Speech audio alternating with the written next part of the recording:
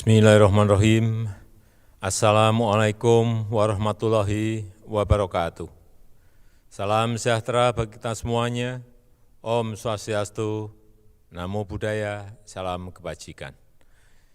Yang saya hormati para Menteri Kabinet Indonesia Maju, yang saya hormati Ketua IKA Unpad, Ibu Irawati Hermawan, yang saya hormati Rektor Universitas Padjadjaran, Profesor Rina Indiastuti, yang saya hormati Ketua Kadin Indonesia, Bapak Rosan Roslani, yang saya hormati Presiden of Islamic Chambers of Commerce, Industry and Agriculture, Yang Mulia Abdullah Saleh Khamed, yang saya hormati The Minister of Health of Saudi Arabia Kingdom, Yang Mulia Taufik Arabia, yang saya hormati Yang Mulia Duta Besar negara-negara sahabat OKI dan negara-negara sahabat lainnya, yang saya hormati para guru besar Universitas Padjadjaran, hadirin dan undangan yang berbahagia.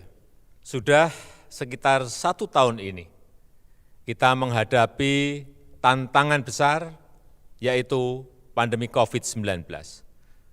Lebih dari 110 juta orang di seluruh dunia terdampak dan hampir 2,5 juta orang harus kehilangan nyawa karena virus ini, virus COVID-19.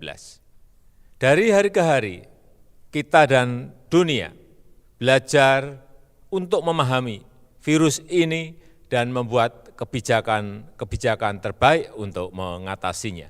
Pada saat yang sama, kita juga harus berusaha untuk mengatasi dampak sosial ekonomi dari pandemi ini. Dampak sosial ekonomi dari pandemi ini sangat dirasakan semua negara di dunia, termasuk negara kita, Indonesia. Hadirin yang saya hormati, masing-masing negara pasti sudah melakukan segala upaya untuk menanggulangi krisis ini.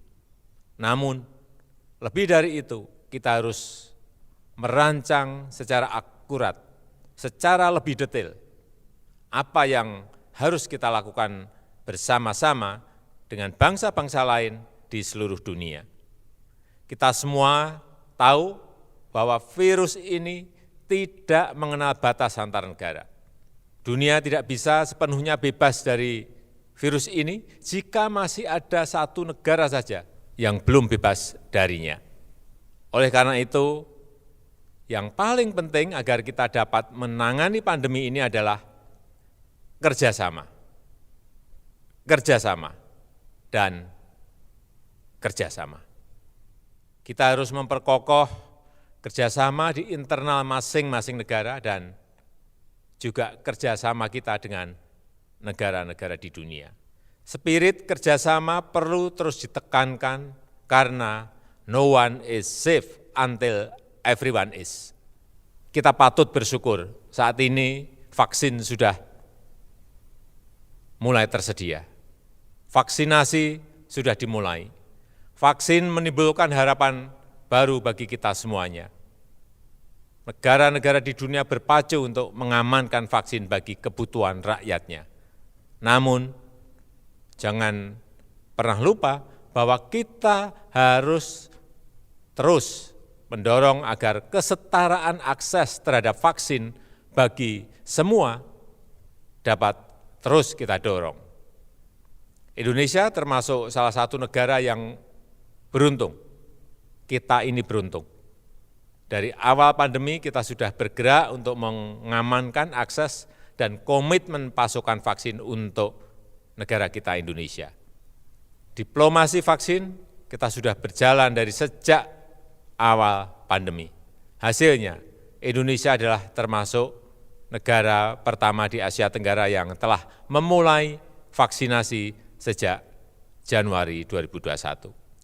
Proses vaksinasi nasional terus bergulir sampai saat ini, dan saya berharap proses vaksinasi ini terus dan dapat rampung pada akhir tahun ini. Ini memang tantangan yang berat, namun kita akan berusaha sekuat tenaga untuk mencapai target tersebut. Selain mengamankan vaksin untuk kebutuhan nasional, kita juga bergerak di tataran multilateral, berkontribusi melalui institusi-institusi internasional. Indonesia adalah salah satu co-chairs dari COVAX AMC Engagement Group. Sudah menjadi tekad Indonesia untuk mengamankan akses vaksin bagi kebutuhan nasional, namun selalu berupaya untuk berkontribusi bagi negara-negara lain, bagi dunia. Oleh karena itu, pentingnya kesetaraan akses terhadap vaksin bagi semua negara terus saya bawakan sampai di tingkat PBB. Hadirin yang saya hormati, ketersediaan vaksin bukan berarti menyelesaikan masalah. Kita tetap harus disiplin dalam menerapkan protokol kesehatan secara ketat, memakai masker, menjaga jarak, mencuci tangan, dan terus melakukan testing, tracing, dan treatment. Pemerintah Indonesia saat ini mengedepankan strategi penanganan berskala mikro dengan melibatkan unit sosial komunitas yang paling bawah, yaitu RT dan RW. RT dan RW juga dilibatkan dalam penyaluran bantuan sosial bagi masyarakat yang terdampak. Dengan pola penanganan berskala mikro, saya meyakini kurva laju penambahan kasus baru akan dapat ditekan dan masyarakat juga mendapatkan pelayanan bantuan yang diperlukan. Hadirin yang saya muliakan, tahun 2021 adalah momentum untuk bangkit, tahun untuk menjawab berbagai peluang, tahun untuk bertransformasi menjadi kekuatan baru. Dunia harus terus memperkuat kerjasama untuk menyelesaikan permasalahan bersama dan bangkit bersama. Saya rasa itu hal penting yang dapat saya sampaikan.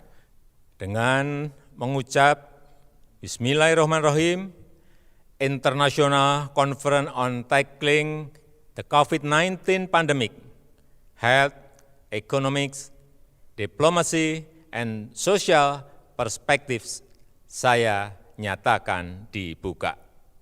Terima kasih. Wassalamualaikum warahmatullahi wabarakatuh.